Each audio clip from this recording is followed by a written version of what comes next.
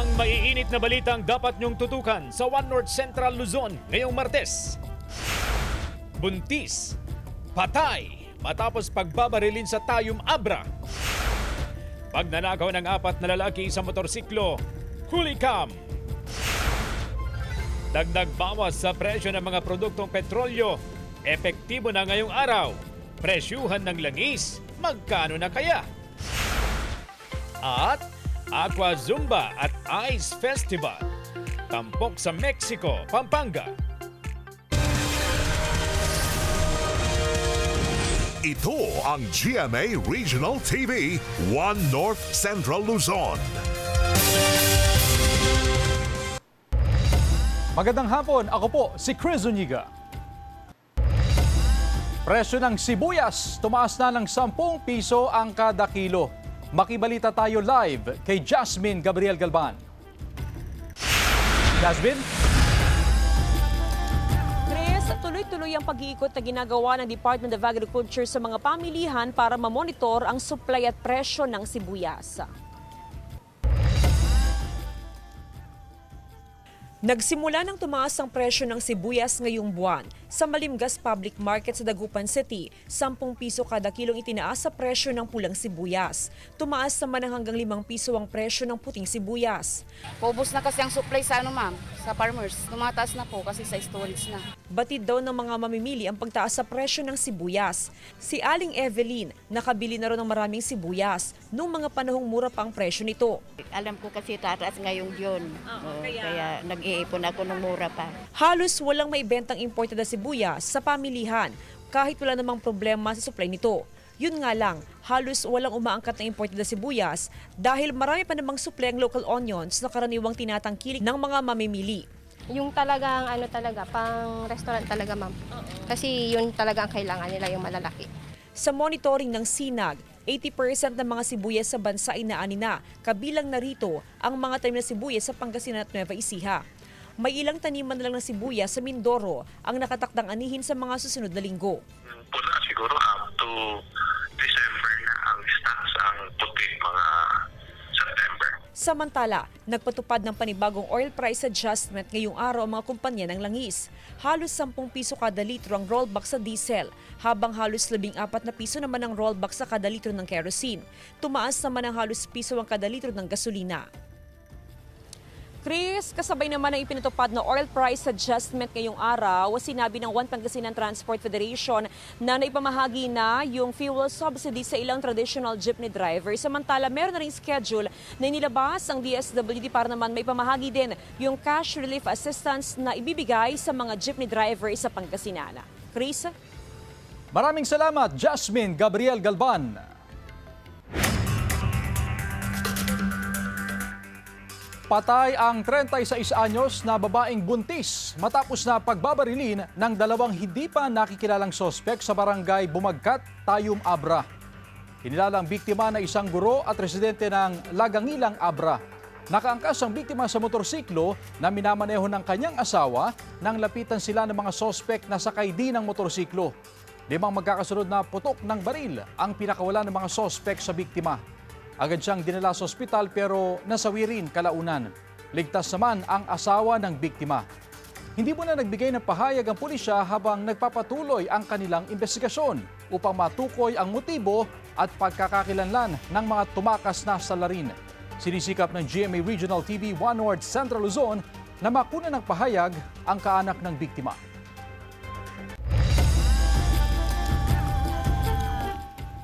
Sumisilip ang isang lalaki sa gate ng isang bahay sa San Rafael, Bulacan. Pagkatapos nilapitan ng lalaki ang motorsiklo sa kanyang likuran. Kalaunan, dinala na ng lalaki ang motorsiklo palabas ng bahay. Makalipas ang 2 araw, naharang ang nagnakaw ng motorsiklo sa checkpoint sa Baliwag City. Hinuli rin sa checkpoint ang 2 pa niyang kasama na hinihinalang kasabwat sa pagnanakaw. Arestado naman sa San Luis, Pampanga ang ika-4 na sospek na pinagbentahan ng tinangay na motorsiklo. Na-recover ang ninakaw na motor.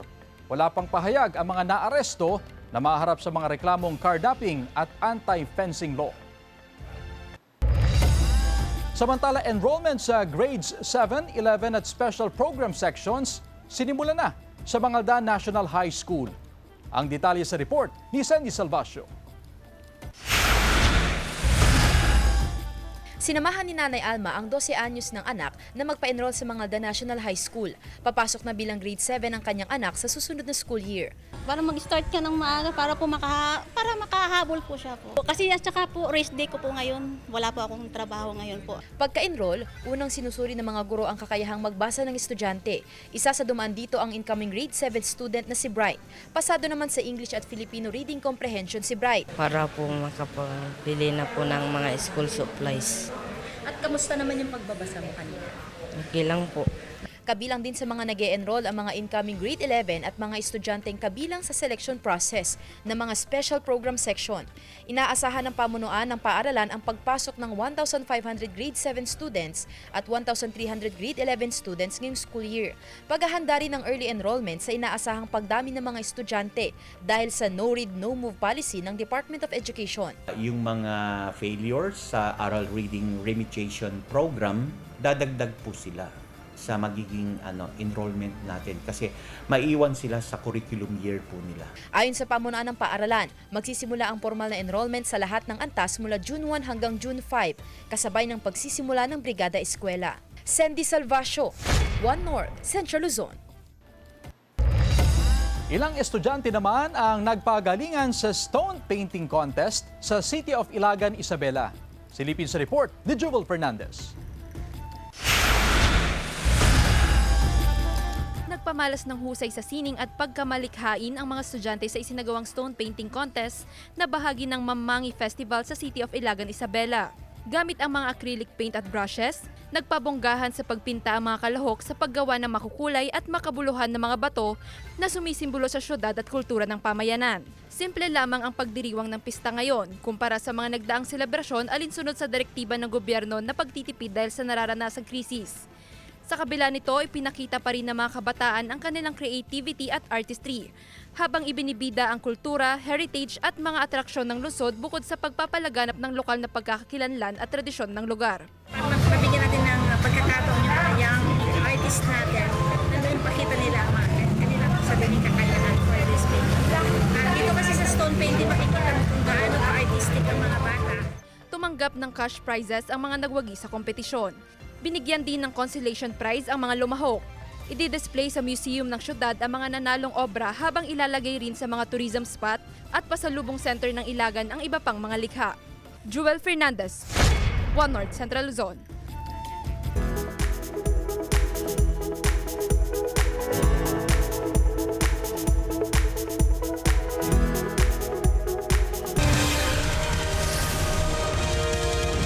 Ito ang GMA Regional TV, One North Central Luzon.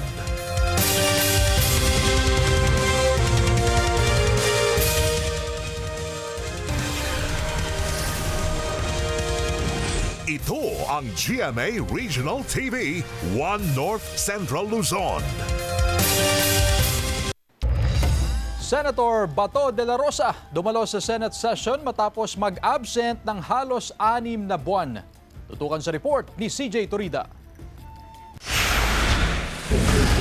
Hinahanap na po ninyo, sumusweldo. Hindi nagpapakita. Ngayon, papakita ko dito. Inara ko naman yung guys. This is the Senate. Wala silang respeto sa institusyon ng Senado. Ganun ang NBI. It's a crime. This is the worst government. Emosyonal si Senador Ronald Bato de la Rosa na nagpakita sa Senado matapos ang halos 6 na buwan na pagliban. Inara ko dito sa baba ng mga NBI.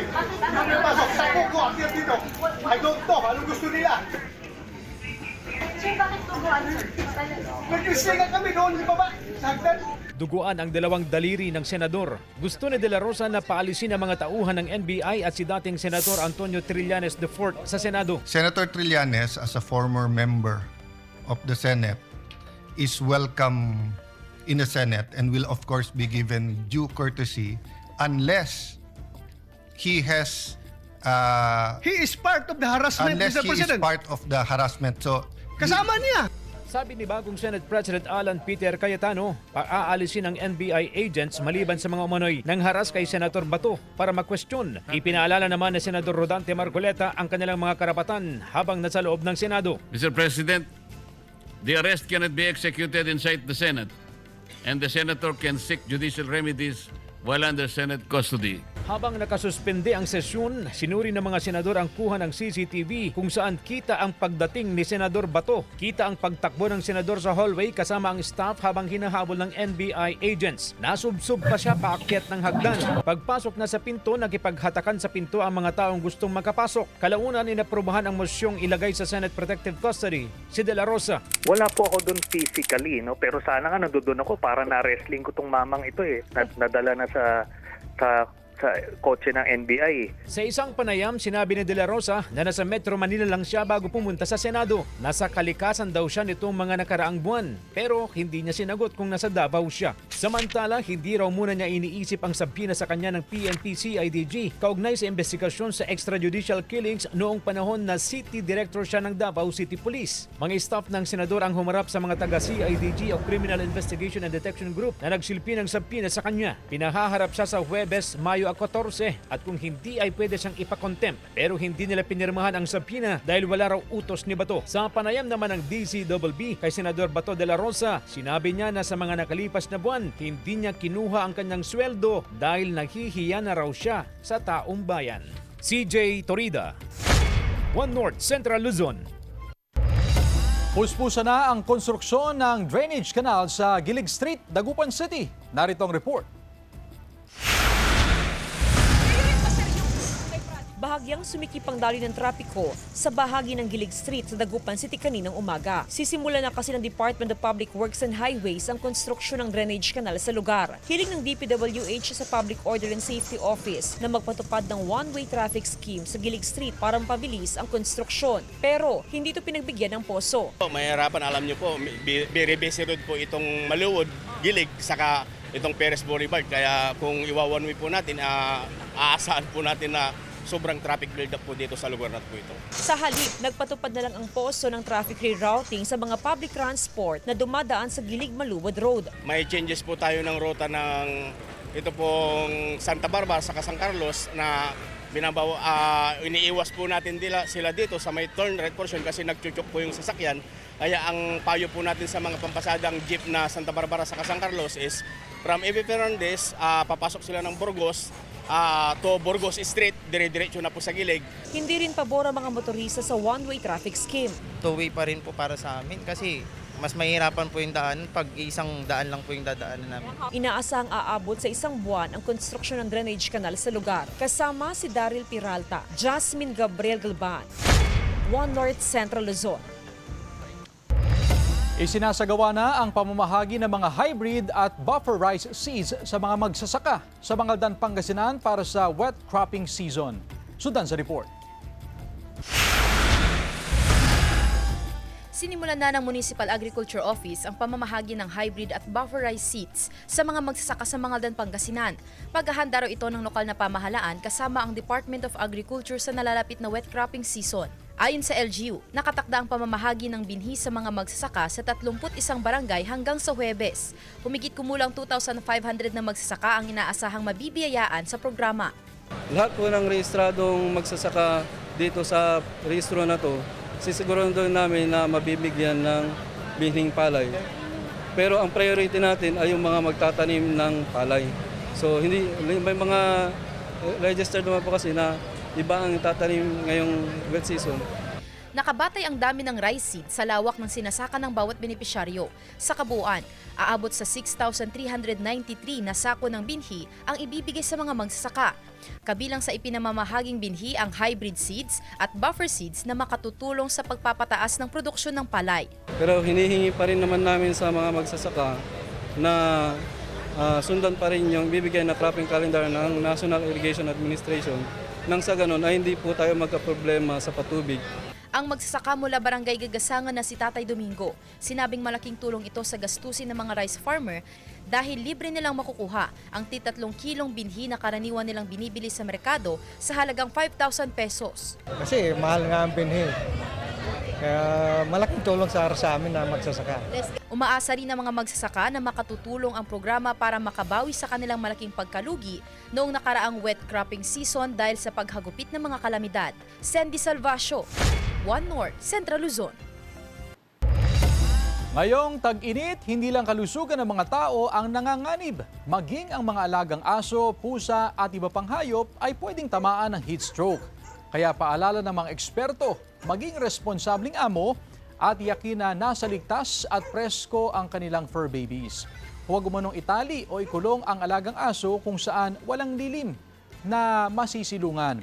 Maglagay din daw ng malinis na inumin sa kanilang tabi. Nagpapanting sila, yung sisip sa television, minsan drawing, yun, yung mga makikita mo talaga na hindi normal sa kanila. Dalhin nila sa lilim, tapos pwede nilang isprayan ng medyo malamig na tubig sa mga armpit, mga interdigital space ng aso. Libreng gasolina para sa mga namamasadang tricycle driver hatid ng isang barangay sa Dagupan City. Tunghayan sa report. Imbes na ilaan sa magarbong fiesta ang pondo, pinambili na lang ng gasolina na tulong sa mga tricycle driver na residente ng Barangay Lasip, Chico, Dagupan City. Wala hong government funds ito. Gumawa lang ho kami ng mga income generating programs para ho magkaroon kami ng pondo. Halos 100 tricycle driver na may prangkisa ang nabigyan ng libreng gasolina. Malaking tulong po to, ma'am, kasi sa mahal ng gasolina. Karaniwan umanong pinaglalaanan ng pondo ng barangay ang People's Night na mayroon pang orkestra.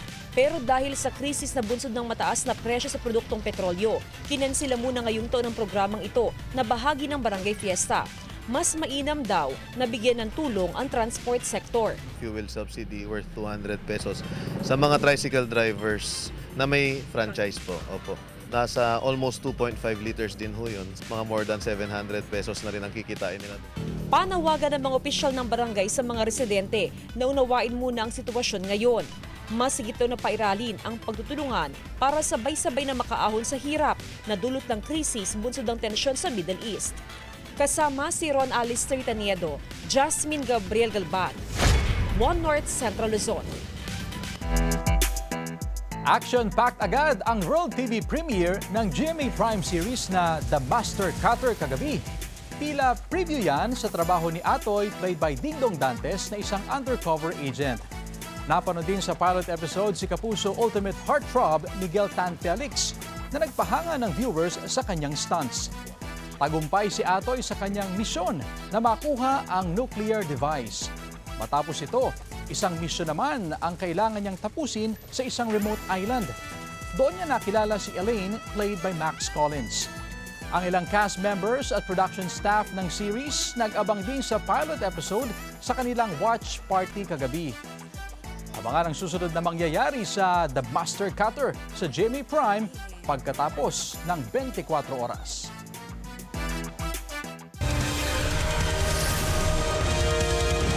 Ito ang GMA Regional TV, One North Central Luzon.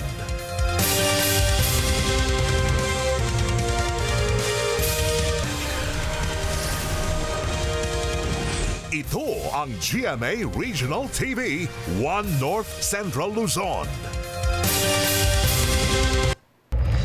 Huli ang isang lalaki matapos na ireklamo ng pang-aabuso at pananakot sa isang babaeng menor de edad sa Tuguegarao, Cagayan. Batay sa investigasyon ng pulisya, nagsimula ang ugnayan ng dalawa online noong April 19. Nakumbisi ng 17 anyos na lalaki ang biktima na makipag-video call at magpakita ng pribadong bahagi ng kanyang katawan. Hindi raw alam noon ng biktima na palihim na palang nire-record ng sospek ang tawag. Nadiskubre ng kaibigan ng biktima ang pangba-blackmail at agad itong inireport sa 911. Napagalamang kinukulit ng lalaki ang biktima na kung hindi makipagkita ng personal ay ikakalat ang kanyang video online. Nahuli ang sospek sa entrapment operation ng mga otoridad sa barangay Cagay. Na-recover sa kanya ang cellphone na ginamit sa krimen. Naharap siya sa patong-patong na reklamo. Sinusubukan pa siyang makuna ng pahayag at ang kaanak ng biktima. 3 katao arestado sa magkahiwalay na search warrant operation sa Cagayan. Tutukan sa report. Arestado ang 2 high-value individual sa search warrant operation ng pulisya sa Barangay Macanaya, Apari, Cagayan. Nakuha kila alias Doming at alias Girly ang kabuwang 20 gramo ng hinihinalang shabu na tinatayang nagkakalaga ng 136,000 pesos. Nasa kustodiya ng pulisya ang 2 na mahaharap sa kaukulang kaso. Wala pa silang pahayag. Sa bisa rin ng search warrant, kumpiskado ang 2 gramo ng shabu at iba't ibang drug paraphernalia sa 43 anyos na babae sa Barangay Santa Clara, Gonzaga, Cagayan. Kabilang ang suspect sa mga street-level individual na binabantayan ng autoridad. Mahaharap sa kaukulang kaso ang suspect na wala pang pahayag. Sa bisa ng warrant of arrest, arestado ang 24 anyos na lalaking top 8 most wanted sa Pangasinan. Nahaharap ang akusado sa kasong rape. Pinangunahan ng San Nicolas Police Station ang pag-aresto sa akusadong top 1 most wanted sa bayan ng San Nicolas. Nasa kustodiya na ng pulisya ang akusado. Sinisikap ng GMA Regional TV 1 North Central Luzon na makuhanan siya ng pahayag. CJ Torida, 1 North Central Luzon. Mga kapuso, humina na bilang low pressure area ang Bagyong Kaloy habang may isa pang LPA sa labas ng Philippine Area of Responsibility. Ang LPA na dating Bagyong Kaloy huling nakita sa layong 475 kilometers silangan ng Katarman, Northern Samar. Posibleng humina pa ito sa mga susunod na araw.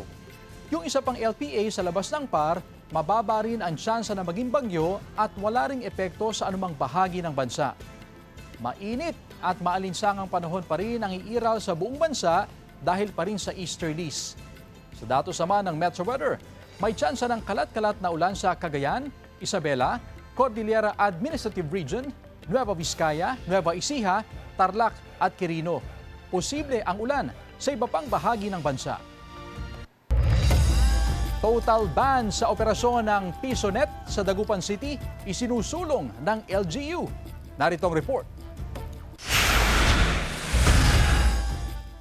Isinusulong ngayon ng lokal na pamahalaan na ipagbawal ang operasyon ng PisoNet sa lungsod ng Dagupan. Nagkaroon na ng public hearing. Pagpapasya ng komite ang pinal na panukala bago dinggin sa sesyon ng konseho. Sa social media post ni Mayor Belen Fernandez, layo ng panukala na mabigyan ng proteksyon ang mga kabataan na umano'y nalululong sa PisoNet. Prioridad daw ng pamahalaan ang kaligtasan ng mga bata. Base sa monitoring, nasa 38 PisoNet shops ang nag-o-operate sa Barangay Pantal. May existing ordinance daw ang Barangay Council na bawal ang mga menor de edad na pumasok sa mga PisoNet shop tuwing may klase. Ang problema po kasi natin, hindi po natin nababantayan yung mga menor de edad, mga kabataan na naglalaro ng mga PisoNet. Mahigit 1 taon na ang PisoNet shop na ito sa Barangay Pantal. Karamihan daw sa kanilang mga customer, mga batang edad 10 pataas. Nababantayan naman daw nila ang mga bata, pero handa naman daw na tumalima ang operator sa anumang desisyon ng autoridad. Kami naman, kung ano sabi ng government, okay lang, pero masakit sa loob namin. Kasi nga, dito lang naman kami, kunti lang naman nakukuha namin dyan, sir eh. Hati naman ang pananaw ng pinuno ng mga kabataan sa barangay. Meron pong times talaga na kailangan gamitin ng PisoNet po for education po. Pag sumobra naman po, mali na po ata masyado yun. Kasi ma-addict na po talaga yung mga kabataan dito sa aming barangay po. Handa naman daw ang pulisya sa anumang hakbang kaugnay rito. Makikipag-coordinate po tayo sa barangay para ma-assist po natin sila. CJ Torida, 1 North Central Luzon. Sa bisa ng executive order, muling ibinalik sa 5-day work week ang mga kawani ng lokal na pamahalaan ng Mangaldan, Pangasinan simula kahapon, May 11, 2026. Magiging regular ulit ang pasok ng mga kawani mula alas 8 ng umaga hanggang alas 5 ng hapon.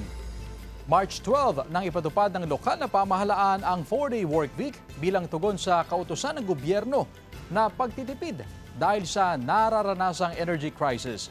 Sa kabila nito, mananatili pa rin ang pagpapatupad ng energy conservation measures sa munisipyo at iba pang tanggapan ng LGU. At Aqua Zumba at Ice Festival tampok sa Mexico, Pampanga. Silipin sa report. Mainit ang panahon, walang problema. Sa Mexico, Pampanga, may kakaibang paraan para palamigin ang summer experience ng mga resort goer. Dinadagsa ngayon ng mga pamilya at magkakaibigan ang resort na ito sa Barangay San Jose Malino, Mexico, Pampanga. Dahil bukod sa swimming, may pa-ice festival pa. Naglalakihang tipak ng yelo ang inilalagay sa pool para mas maging refreshing at exciting ang paglangoy ng mga bisita. Bahagi ito ng kanilang summer attraction na siguradong patok ngayong tag-init. Sabay-sabay namin ilulublo. Ang time lang yun, by 3 o'clock to 4 o'clock. Parang yung buong activity namin. Tapos sa fit parang nasa 1 hour lang talaga yung buong activity. Kasama na dun yung Zumba. Bukod sa Ice Festival, game na game rin ang mga bisita sa Aqua Zumba na ginaganap mismo sa pool. Perfect ito para sa mga gustong mag-enjoy habang sabay na nagpapapawis at nagpapalamig. Kahit nga may crisis ngayon, still, ang dahil pa rin pumupunta sa amin, mararamdaman nila yung saya dito eh. So hindi lang siya mismo pool just to swim, kundi you can bond with your friends, with your loved ones, with your family. Kaya naman para sa mga kapuso na gustong tumakas sa maalinsangan na panahon, baka ito na ang isa sa mga coolest destination ngayong tag-init. Jewel Fernandez, One North Central Luzon.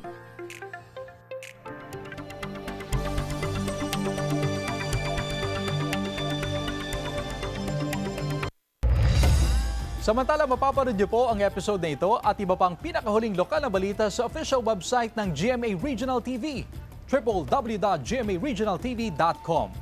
Pwede rin kayo bumisita sa aming official YouTube channel, GMA Regional TV, at i-click ang subscribe button para sa pinaka-maiinit na balita mula sa mga rehiyon. At yan ang mga pinakamalaki at pinakahuling balita sa Hilaga at Gitnang Luzon. Maraming salamat mga kapuso, pati na ang mga kapuso natin abroad. Ako po si Chris Zuniga. Kami, ang GMA Regional TV, One North Central Luzon. Walang kinikilingan, walang pinoprotektahan. Noon at ngayon, serbisyong totoo.